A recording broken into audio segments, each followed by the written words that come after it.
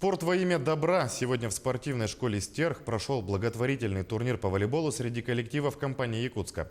Уже второй год соревнования проводит Фонд будущих поколений. Это акция в поддержку Международного дня благотворительности под названием «Щедрый вторник».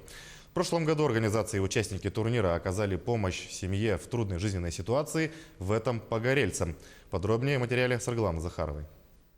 25 сентября, 4 часа утра. Игорь Сергеев просыпается из-за шума и запаха дыма. Перед глазами возникает ужасающая картина. Шум был, треск получается. Я на кухню выбегаю, там уже огонь, уже открытый огонь. Я сразу своих, и мы на улице.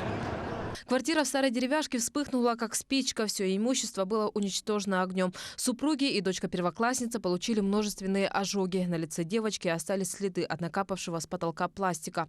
Сейчас семья живет в приюте и пытается восстановить имущество. Звонок от Фонда будущих поколений поступил неожиданно. Новость о том, что им помогут, еще больше укрепила уверенность в завтрашнем дне. Основой для проведения турнира является наш проект «Добрая Якутия», которая нацелена на поддержку семей и семей с детьми, находящихся в трудной жизненной ситуации, и содействие развитию благотворительности.